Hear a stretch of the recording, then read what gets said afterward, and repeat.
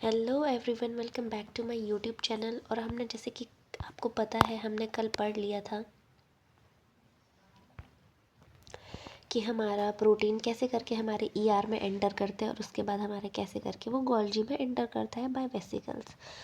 ER से हमारा जो गोल्जी में जब हमारा प्रोटीन आ जाता है तो जैसे ही वो गोल्जी में एंटर करता है उसको उस साइड को हम कहते हैं सिस फेज। ठीक है, जो हमारे रिसीव करती है वेसिकल्स को फ्रॉम द ईआर, तो उसको हम बोलते हैं सिस फेज। उसके बाद हमारे जो गोल्जी है वहाँ से हमारा प्रोटीन की पैकेजिंग होती है, प्रोटीन की टैगिंग होती है, प्रोटीन का सॉर्टिंग होता है, पैकिंग होती है। ठीक है, और फिर सबसे एंड में आता है हमारा ट्रांसफेज। जो ट्रांसफेज होता है वो हमारे प्लाज्मा मेम्ब्रेन के पास ही होता है। तो ये इंपॉर्टेंट क्वेश्चन है। अब जैसे ही ये जो ट्रांसफेस होगा ये हमारे मॉलिक्यूल्स को हमारे आउटर मेम्ब्रेन में पहुंचा देता है। ठीक है, अब जो हमारे प्रोटीन्स रहते हैं जब ये पैक वैक हो जाते हैं ये तो सीक्रेटरी वेसिकल से ये हमारे रिलीज हो जाते हैं गोल्जी में। एक और बात, जो ट्रांसफेस होता है इसका ये फंक्शन होता है कि ये हमारे जो टैग्ड प्रोटीन है और जो हमारे मॉलिक्यूल मार्कर है ये इसको अपने फाइनल डेस्टिनेशन तक पहुंचाते हैं हमारे प्रोटीन्स को, जो हमारे ट्रांसफेस के जो हमारा ट्रांसफेस होता है गोल्जी का। ठीक है, ये हमारे सीक्रेटरी प्रोटीन को भी रिलीज़ करते हैं और ये ट्रांसफेस हमारे आउटर मेम्ब्रेन में भी पहुंचाते हैं हमारे प्रोटीन्स को। ठीक है, अब जो फिस फेज होता है इसके भी हमारे 3 टाइप होते हैं। सिस फेज में सबसे पहला आता है हमारा गोल्जी। सिस फेज में आता है हमारा सबसे पहला गोल्जी नेटवर्क, फिर आता है हमारा सिस्टर्न, फिर आता है हमारा मेडिएटेड सिस्टर्न, जिसको हम इंटरमेडिएटेड कहते हैं, जहाँ हमारी प्रोसेसिंग होती है। उसके बाद हमारा ट्रांस गोल्गी नेटवर्क आता है जहाँ फाइनल प्रोसेसिंग एंड सॉर्टिंग होती है। तो हमारे 3 आते हैं, सिस गोल्जी नेटवर्क, फिर आता है सिस्टर्न, फिर आता है मेडिएटेड सिस्टर्न, फिर हमारा आता है ट्रांस गोल्जी नेटवर्क जहाँ फाइनल प्रोसेसिंग एंड सॉर्टिंग होती है। अब हमारा मॉलिक्यूल निकल गया है, अब हम आगे देखते हैं होता क्या है। अब जो हमारा गोल्जी रहता है वो मॉडिफाई हो जाता है। जो गोल्जी में जो हमारा प्रोटीन होता है वो अनलिंक्ड ग्लाइकोसाइलेशन से हमारा मॉडिफाई हो गया था ईआर में। ठीक है, अब जो गोल्जी है वहाँ हमारा क्या होता है, ओ लिंक्ड ग्लाइकोसाइलेशन। अब वो हम आगे देखेंगे कैसे होता है। तब तक यहाँ पे क्या लिखा है, जो गोल्जी रहता है, अब जब हमने ईआर से हमारे जो वेसिकल्स हैं उसमें हमारा कैसा कैसा जो हमारा प्रोटीन पैक हुआ था, जिसके पास हमारे 2 नैक थे और 8 मैनोज थे। ठीक है, ये हमने देखा था। अब गोल्जी में क्या होता है, गोल्जी के पास भी यही आता है, 2 नैक और 8 मैनोज। ठीक है, अब गोल्जी क्या करता है, phosphorylation of mannose residue. Golgi क्या करता है, फॉस्फोराइलेशन कर देता है। ठीक है, फॉस्फोराइलेशन कौन करता है, काइनेस करता है, ये मैंने आपको बताया था। तो जो मैनोज रेसिड्यू है वो कन्वर्ट हो जाता है मेरा मैनोज 6 फॉस्फेट में, जिसको हम M6P सिग्नल भी बोलते हैं। जैसे ही मेरा जो मैनोज रहता है वो मैनोज 6 फॉस्फेट पे कन्वर्ट हो जाता है, तो जो हमारा 5 मैनोज रहते हैं वो हमारे रिमूव हो जाते हैं। 5 मैनोज रिमूव हो जाएंगे तो हमारे पास बचते हैं 2 नैग और 3 मैनोज। जैसे ही ये 2 नैग और 3 मैनोज बचते हैं ये इस तरीके से हमारे कनेक्टेड रहते हैं कोर रीजन में।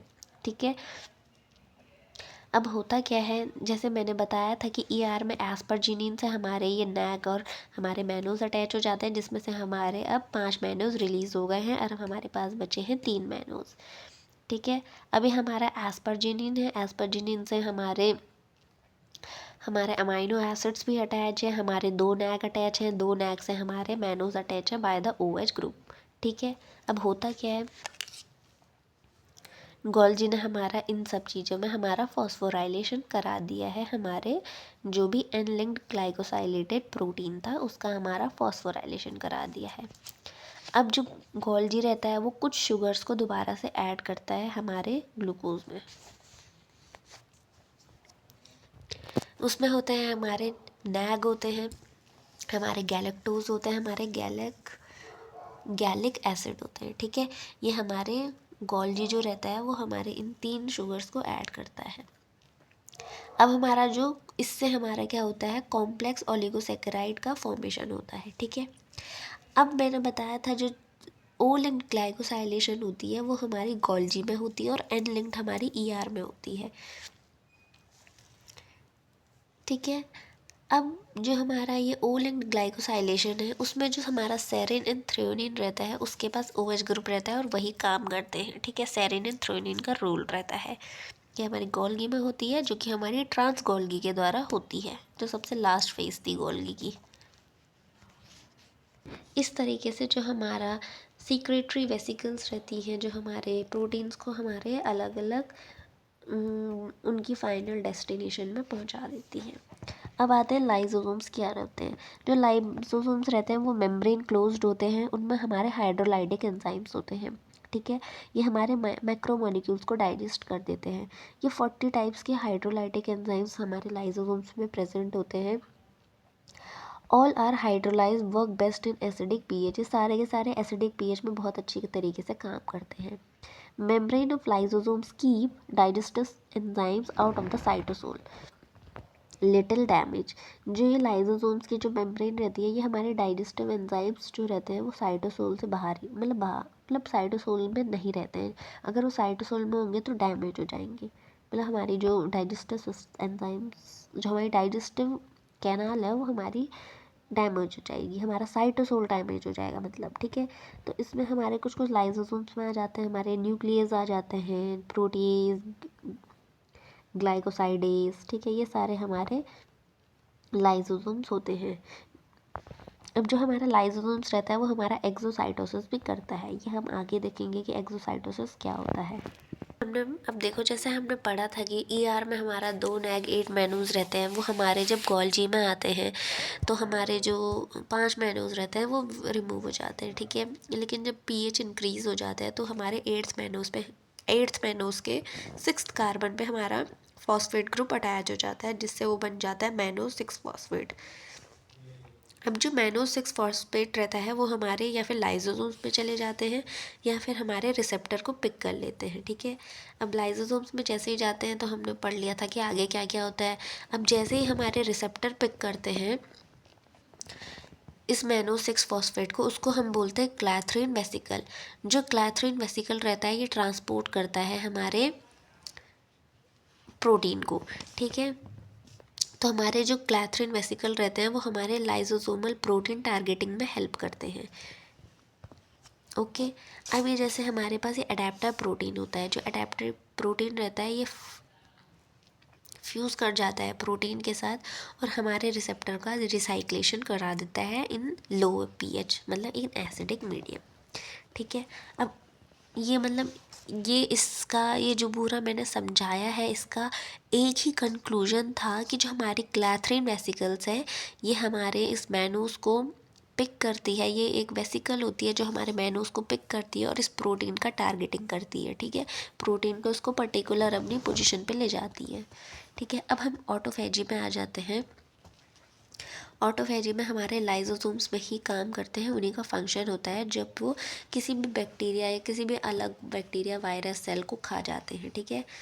अब जब प्रोटीन का कभी कभी डिग्रेडेशन हो जाता है, जैसे मैंने बताया था कि प्रोटीन का डिग्रेड कर देते हैं जब उसमें कोई चेंज आ जाता है, तो उसको हम बोलते हैं यूबिक्यूटिनेशन, जो हम आगे पढ़ेंगे, ओके। अब जैसे ये हमारी वेसिकल है, उसके अंदर हमारा माइटोकॉन्ड्रिया है, ठीक है। वेसिकल ने हमारे माइटोकॉन्ड्रिया को ले लिया है और उसमें हमारे लाइसोसोम्स भी फ्यूज़ हो जाए हैं, तो उससे क्या होता है, ऑटोलाइसोसोम्स हो जाता है। ऑटोलाइसोसोम्स में क्या होता है, ये हमारे माइटोकॉन्ड्रिया के कंटेंट को डिग्रेड कर देते हैं। अब जैसे ये माइटोकॉन्ड्रिया के कंटेंट को डिग्रेड कर देंगे तो जो रेसिडुअल बॉडीज़ रहेगी वो हमारे लिपोफ्यूजिन या पिगमेंट ग्रैन्यूल जो हमारे सेल्स में रिमेन बच जाते हैं उन सब का फॉर्मेशन करते हैं, ठीक है। ये सब हमने पढ़ लिया है पोस्ट ट्रांसलेशन के बारे में और को ट्रांसलेशन के बारे में। अब पोस्ट ट्रांसलेशन टारगेटिंग में हमारा न्यूक्लियस में भी आता है कि न्यूक्लियस में क्या क्या होता है। अब हम उसको आगे पढ़ते हैं। अब जैसे हमारे कुछ प्रोटीन होते हैं, प्रोटीन ट्रांसलेशन टारगेटिंग के बारे में पढ़ रही हूँ मैं, पोस्ट ट्रांसलेशन। जैसे कुछ प्रोटीन होते हैं जो न्यूक्लियस में, प्लास्टिड में, पेरोक्सिसोम में, इन सब में प्रेजेंट होते हैं। तो सबसे पहले न्यूक्लियस में क्या होता है, ठीक है। मतलब न्यूक्लियस में कैसे पोस्ट ट्रांसलेशन टारगेटिंग होती है, मतलब हमारा सीक्रेटरी वेसिकल्स तो हमारे प्रोटीन्स को लेके आ गई, हमारी क्लैथरीन वेसिकल्स। अब जब वो न्यूक्लियस में जाएगी तो क्या होगा, ठीक है। अभी हमारा न्यूक्लियस है, न्यूक्लियस में हमारा न्यूक्लियर पोर होते हैं, ठीक है। न्यूक्लियस से हमारा ईआर जुड़ा होता है, ईआर में हमारे आरईआर और एसईआर आ जाते हैं, ठीक है। प्रोटीन रिलीज़ करते हैं, वो हमारे साइटोप्लाज्म में जाती है और न्यूक्लियर पोर से हमारे न्यूक्लियस के अंदर आ जाती है, ठीक है। अब होता कैसे है, जो हमारी प्रोटीन में लाइसिन और जो आर्जिनिन रिच सीक्वेंस रहता है वो हमारा एंटर करता है, ठीक है। अब जब कभी कभी बाहर आना रहता है तो उस टाइम पे जो हमारी ल्यूसिन की जो चेन रहती है, अमाइनो एसिड की जो ल्यूसिन की चेन रहती है, वो बहुत ही इंपॉर्टेंट होती है बाहर आने के लिए, ठीक है, जब अगर हमारे प्रोटीन को न्यूक्लियस से बाहर आना है। अब हमारा एक रैन प्रोटीन होता है जिसके साथ हमारा जीटीपी अटैच होता है। ये रैन प्रोटीन हमारा एक जी प्रोटीन है, ठीक है, जो कि हमारे एक्सपोर्ट एंड इम्पोर्ट में हेल्प करता है। ये सब हमने पढ़ लिया। अब हम आता है परऑक्सीजोम में कैसे प्रोटीन टारगेटिंग होती है, ठीक है। अब हमारा सबसे पहले प्रोटियोजोम क्या होता है, मैंने पिछले पिछले में भी बताया था प्रोटियोजोम क्या होता है। जो प्रोटियोजोम्स रहते हैं वो हमारे फैटी एसिड को ब्रेक करते हैं। अब वो हमारे फैटी एसिड को ब्रेक करते हैं, हमारे जो प्रोटीन्स रहते हैं जिनका यूबिक्यूटिनेशन हो गया है उन प्रोटीन्स को रिकॉग्नाइज करते हैं और उनको डिग्रेड कर देते हैं, ठीक है। अब हम पढ़ते हैं परऑक्सीजोम में कैसे हमारा टारगेटिंग होती है, ठीक है। जो परऑक्सीजोम होते हैं वो हमारे सिंगल मेम्ब्रेन होते हैं। इनमें कोई डीएनए नहीं होता है, कोई राइबोसोम्स नहीं होता है। इनमें हमारे ऑक्सीडेटिव एंजाइम्स होते हैं, जैसे कि हमारे पास यूरेट ऑक्सीडेज हो गया, कैटालेज हो गया, ये हमारे पास एंजाइम है।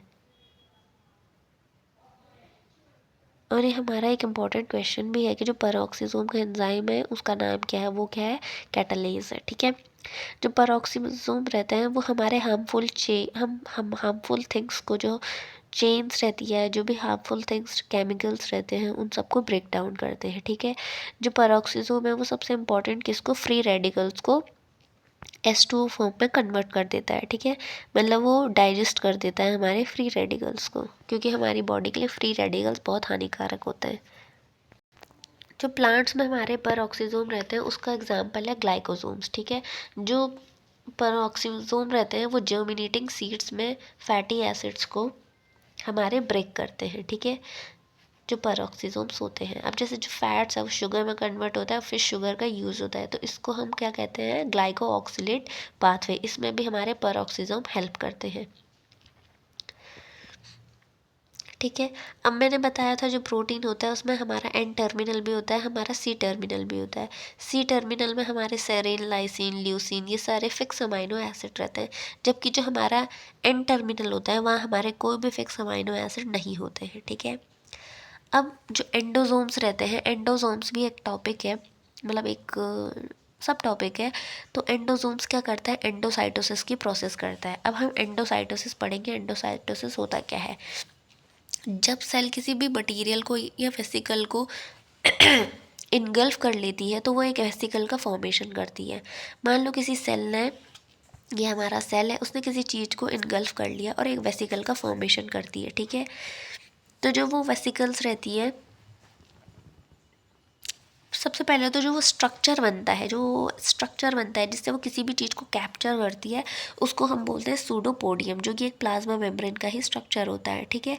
अब वो उसके बाद जब वो एक वेसिकल बना लेती है उसके बाद उसे बोलते हैं फैगोजोम्स। फिर उसके बाद जो लाइजोजोम्स रहता है वो उस फैगोजोम्स को डाइजेस्ट कर देता है, ठीक है। अगर फैगोसाइटोसिस है मतलब उसने लार्ज पार्टिकल को अपने अंदर लिया है, और अगर पिनोसाइटोसिस है मतलब उसने वाटर को कैप्चर किया है, ठीक है। अब एक इम्पॉर्टेंट चीज़ ये आपको ध्यान देनी है कि जो जब लाइगेंड जो रहता है वो डिग्रेड हो जाता है तो फिर रिसेप्टर का रिसाइक्लेशन कर देता है, ठीक है। लाइगेंड डिग्रेड होने पे रिसेप्टर रिसाइकल करता है। पिनोसाइटोसिस मैंने बता ही दिया था, वेसिकल के अंदर वाटर रहेगा। अब एक आता है रिसेप्टर मेडिएटेड एंडोसाइटोसिस। मान लो हमारे पास ऐसे रिसेप्टर्स प्रेजेंट रहते हैं प्लाज्मा मेम्ब्रेन पे, फिर कोई भी मॉलिक्यूल आता है तो उसके बीच में फिर इंटरेक्शन होता है। उसके बाद जब वो इंटरेक्शन होता है तो जो सारी चीज़ें हैं वो हमारे कोटेड वेसिकल के अंदर आ जाती है और फिर उसके बाद लाइसोसोम्स उसका डिग्रेडेशन कर देता है। तो ये सब था हमारा प्रोटीन सॉर्टिंग के बारे में, जो कि ईजी है और काफ़ी ईज़िली मैंने आपको एक्सप्लेन कर दिया और आपको नोट्स भी दे दिए हैं साथ ही साथ। तो ये हमने प्रोटीन सॉर्टिंग के बारे में पढ़ लिया। इसके बाद हम पढ़ेंगे सेल सिग्नलिंग, जो कि बहुत ही बड़ा टॉपिक है और बहुत ही कंफ्यूजिंग भी। मुझे समझ नहीं आ रहा मैं कि कैसे समझाऊँ। मैं जब जितना समझा सकती हूँ मैं समझाऊँगी, जितना इंपॉर्टेंट है मैं बता सकती हूँ, जहाँ मुझे समझ नहीं आएगा मैं लीव आउट कर दूँगी। तो इसमें हमने कुछ कुछ चीज़ें पढ़नी है जो हमारे extra syllabus, out of syllabus आ जाती है कभी कभी। तो जो प्रोटीन पंप होता है, ठीक है, प्रोटोन पंपिंग एटीपीएस, उसमें हमारे आते हैं BPM, LM, MIM and BM.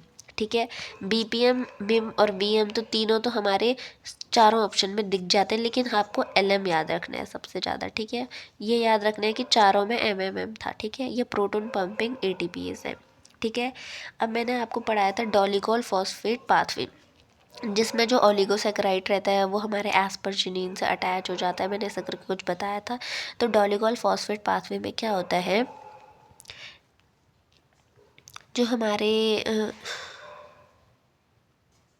जो हमारे रेसिड्यू रहते हैं, जो हमारे 14 शुगर रेसिड्यू है, ये मुझे समझ नहीं आ रहा था इसका, है कि डोलिगोल फॉस्फेट पाथवे में मैंने बताया था जो कि हमारी 14 शुगर की जो एक लंबी सी चेन रहती है वो ओलिगोसैकेराइड का फॉर्मेशन करती है। ओलिगोसैकेराइड का फॉर्मेशन करने के बाद वो हमारे प्रोटीन चेन के एस्परजिनिन से कनेक्ट हो जाती है। ठीक है, इन ईआर, ये सब ईआर में बताया था मैंने डोलिगोल के बारे में। तो यही पाथवे के बारे में ये बता रखा है कि जो 14 शुगर रेसिड्यू मॉलिक्यूल है वो सिंथेसाइज होता है हमारे ईआर में। उसके बाद ईआर में हमारे प्रोटीन की ग्लाइकोसाइलेशन हो जाती है, जिसको कहते हैं हम एन लिंक्ड ग्लाइकोसाइलेशन, जिसमें हमारी एन लिंक्ड रिमूव हो जाती है।